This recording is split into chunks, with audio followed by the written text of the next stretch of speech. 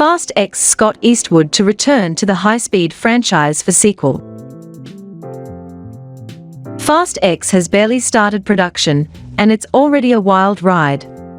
The bulging, star-studded cast of the Fast and Furious franchise's new installment received a new addition, and a familiar face at that. Scott Eastwood is gearing up to return to the Fast family world, as THR reports. The new movie will once again follow Dominic Toretto, Vin Diesel, and his group of daredevil drivers, as they put their cars through every sort of risky maneuver. The question is, after racing in London, Brazil and even in outer space, where will the franchise go this time? Eastwood first appeared in the film series in The Fate of the Furious, the 8th installment in the franchise. In the story, the actor played Little Nobody, a government agent and right-hand man of Mr. Nobody, Kurt Russell. Both of them teamed up with Dom's crew to find and arrest tech criminal Sci-Fi, played by Charlize Theron. As Theron is also confirmed to return for Fast X, it's safe to say there's some conflict brewing between the characters. Universal hasn't confirmed whether Russell is returning as well.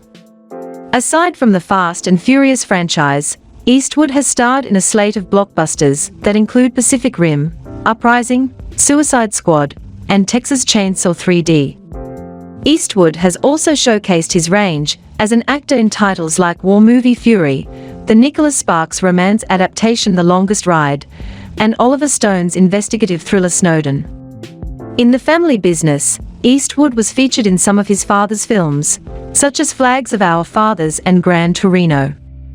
The Fast and Furious universe was shaken up recently as longtime franchise director Justin Lin suddenly announced he was stepping down as director from Fast X, something the filmmaker announced barely after filming started.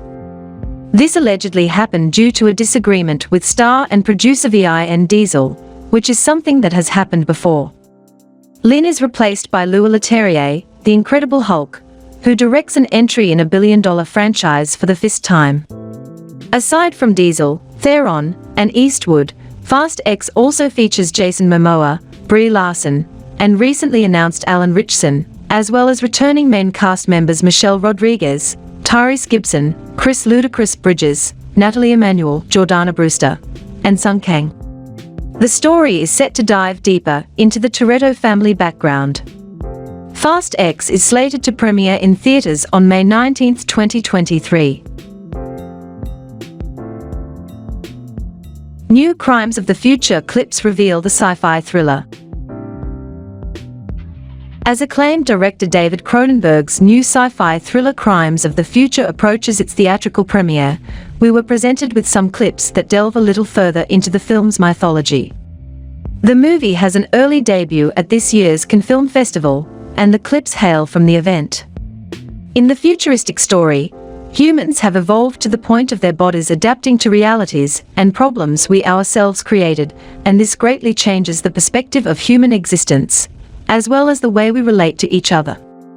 The 3 clips are centered around Viggo Mortensen's character Saul Tenser, a celebrity performance artist who shakes up society by deciding to star in a daring production that showcases the metamorphosis of his internal organs. And that's hardly the weirdest part. The clips also suggest that Saul is greatly admired by at least one group of individuals, including a seemingly obsessed Timlin, Kristen Stewart, who tries to seduce him. Well, she does put her finger inside his mouth, but not in a sexy, 2022 kind of way. Leah Seydoux' character Caprice, who is Saul's partner, seems like a no BS woman who has very little patience for the performance artist's admirers. She's also part of the surgery show, and by the looks of it she's the one who controls the sarcophagus-like machine that makes the spectacle possible. Also, she shows no emotion while doing it, even though people seem to think that surgery is the new sex. Crimes of the Future is a return to form for Cronenberg. In the last few years, the director has helmed some powerful, philosophical, and acclaimed films like A History of Violence and Cosmopolis, but some fans miss the particular style Cronenberg became known for in modern classics like The Fly and Videodrome. With this new title, the yuck factor and body horror is brought back in a story that seems to be all kinds of weird. The movie has an early premiere at this year's Cannes Film Festival, and then it debuts in New York and LA theaters on June 3rd. A week later, on June 10th, Crimes of the Future opens nationwide. Superman and Lois stars let slip a very cool villain. Superman and Lois stars Tyler Hoechlin and Elizabeth Tulloch hint that a major villain will be coming to the show. A video posted on Twitter by Entertainment Tonight shows the stars speaking at the CW upfronts and revealing more details about the show's fate. Tulloch, Lois, speaks about how the end of Season 2 was a direct pickup from Season 1 before Hoechlin, Superman, cuts her off. He plays coy, but she mentions that a very cool villain will be coming to the show. Let the speculation begin. At the end of Season 1 of Superman and Lois, the superfamily defeated Superman's evil brother Tal-Rho and Morgan Edge, Adam Rayner, and John Henry Irons Steel Wall Parks joined their fight. At the beginning of Season 2, the show seemed to heavily imply that Doomsday, an incredibly powerful alien built to defeat Superman, was coming, but he did not. The actual villain ended up being Bizarro, Superman's reverse twin from another dark dimension, but the true villain was a manipulative cult leader named Ally Alston Aria Kilstedt. She came from the same inverse world as Bizarro, and was converting people to her group in order to strengthen herself.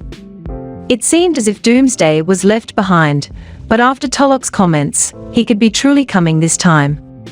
Doomsday is one of Superman's greatest and most powerful foes. He killed Superman in 1993's The Death of Superman, and it was one of the biggest events in comic book history. He also appeared in Zack Snyder's Batman v Superman, in which he kills Superman, which inspired Batman to create the Justice League in the follow-up movie. Suffice it to say, when Doomsday shows up, it spells doom for Superman. Superman and Lois is one of the last remaining CW/DC shows that will continue to air on the network, along with The Flash and the upcoming Gotham Knights. The second season is currently airing on the CW, and Season 3 is expected in 2023. Why was Riverdale cancelled? The CW's Riverdale will be coming to an end after Season 7, and there's a lot more to the story than meets the eye. The network has just cancelled many of its shows, including Dynasty, Charmed, Naomi, In the Dark, Batwoman, 4400, Legends of Tomorrow, and Roswell, New Mexico. But Riverdale's cancellation might be the biggest surprise of them all. Riverdale, created by Roberto Aguirre-Sacasa, first premiered on the CW in 2017, and it took the world by storm. The characters Archie, KJ APA, Betty Lily Reinhart, Veronica Camila Mendez, and Jughead Cole Sprouse were thrust back into the pop culture zeitgeist, and whether you watched the show or not, you knew of its existence. The story, a juicy murder mystery set in a small town, drew people in with its pep and its many interesting characters, but like all things, much has changed over the years. The story has ventured further and further away from its more humble roots and into supernatural territory. There's always been a sense of campiness in the series, but it's definitely leaned more into musicals, horror elements, superpowers, alternate timelines, and metaphysical plotlines with mixed results. Some have felt that the series has strayed too far and no longer possesses that same magic that once had the world in its clutches. From TV's series finale, the ratings for the series have reflected the drop in interest. Riverdale Season 5 managed to average a Nielsen rating of 0.11 in the 18 to 49 demo, and apart from the Season 6 premiere episode, the series hasn't reached that number again. Currently, the CW is going through a transitionary stage, with Warner Brothers and Viacom in the process of selling the network to the affiliate group Nexstar. It's likely restructuring its shows and refining what the new version is going to look like, similar to the newly merged Warner Brothers Discovery, adjusting what projects the company will create moving forward.